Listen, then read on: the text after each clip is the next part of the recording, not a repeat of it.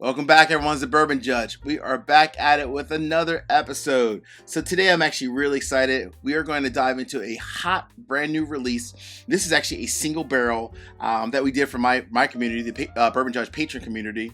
And I will say, normally I really don't typically do like a full episode about like, the various different, single barrels that we're doing for the Patron community. But this one was just such a unique story as a whole. I was like, I have to do a complete episode for it. So we'll call this one the best of both worlds, and I'll get into that in a little bit. But fun story behind this one. We picked this one actually on leap year. So this is a leap year bottle, or barrel rather. We picked it on 2/29/24. So we picked this bad boy on 2/29/24. So we called it, it's a leap year barrel, but we call it the best of both worlds, and I'll get into that in a little bit.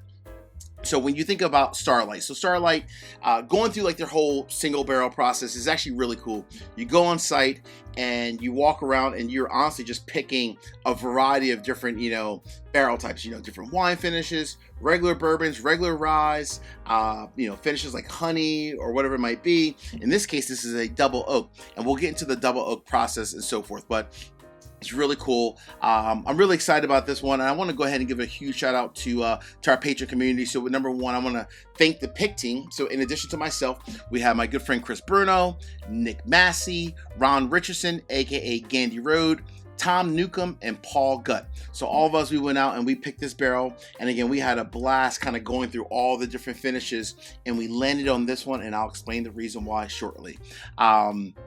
But this is obviously a single barrel, so limited quantities. We'll be releasing tomorrow to our Patreon community, so really excited for that. So if you're interested in becoming a patron, go ahead and check me out over on Patreon.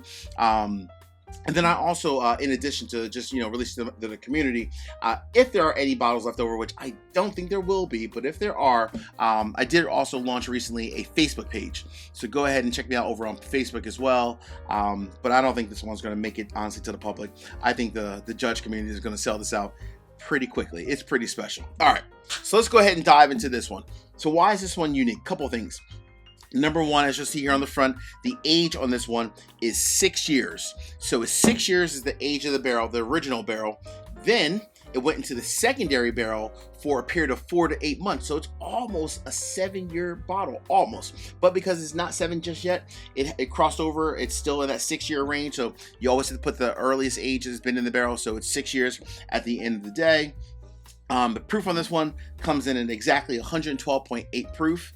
I do love the fact that, I'm gonna go ahead and pop this real quick. I do love the fact that Starlight, now that they've been around for a long time, when we first started looking at Starlight, a lot of their whiskey on the front said the age like 4.5 years. Now they're getting to that 6.5, 7-year range. Hence my barrel right here, my bottle that I have in front of me. So we're gonna go ahead and crack this one open. So why is this one very unique other than, the age being 6 years? So the secondary barrel, so again, this is double oak. So the secondary barrel that it sat in for an additional 4 to 8 months, the barrel itself was New American oak. But the barrel heads, so the head of the barrel, the top, and the bottom of the barrel was Hungarian oak. That was very, very interesting. And that's the reason why we call it the best of both worlds, because you got the New American oak with the blended of the Hungarian oak. I will say, when we tried a lot of different finishes, we even tried a full Hungarian oak barrel as a secondary barrel. And in a lot of ways, it was almost just too much oak, just too much oomph, if you will.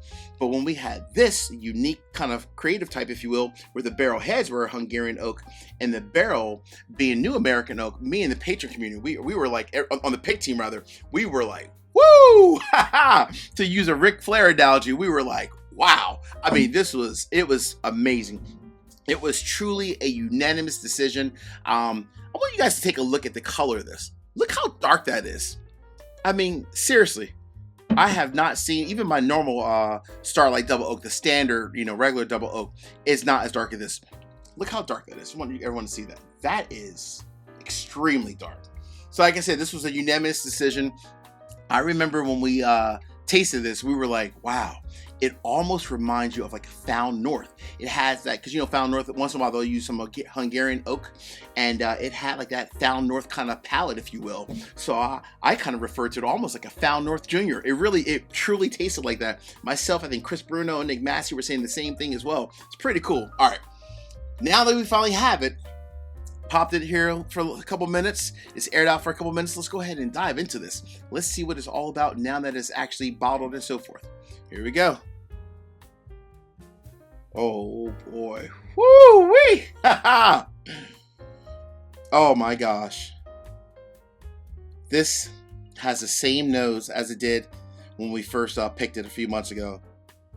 Oh man. It still has like that. It's almost like a caramel covered strawberry kind of a note with deep oak, some leather. So it's a little bit bolder and richer than sometimes like a Found North, if you will, because it does have like that strawberry caramel note, which is very traditional from like a Found North, like that almost like that covered strawberry covered with like caramel, if you will, kind of a note. But this one has a lot more leather, a lot more oak, and a good bit of like spice, like pepper in there as well. Oh my goodness. Woo! This nose is amazing. Hey, real quick, 3 quick easy favors. Number 1, hit the like button. Number 2, drop me a comment. And last but not least, please make sure you all subscribe to the channel and hit the bell so you get notification each and every time we release new content. Cool? All right, here we go. Cheers, everybody.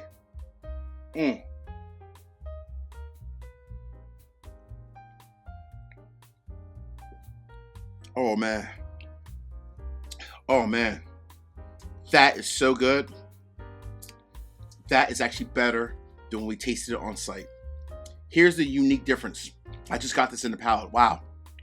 Hold on, I need some more. Damn, I need some more. This is amazing. Ooh.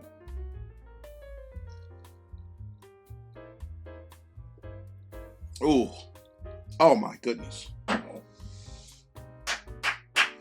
I just got to clap. I had to clap for that.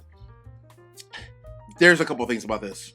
Number 1, that caramel covered strawberry note is still there. Number 2, it has obviously a lot more oak, a lot more leather. And what's very interesting, I didn't get this in when we picked it, but I just got it now. This has a really good, almost like a honey influence. And it's not honey finish, right? It's just the Hungarian head in the bottom of the barrel head being Hungarian oak. There's no honey in this, but there's a honey note as a whole. Very sweet, very bold, very powerful at 112.8 proof. To me, this sips closer to like maybe 115, almost even 120. It's extremely bold, rich, leather, and deep oak. This, my friends, is a home run. This is a definite buy. Again, I got to give credit to the pick team.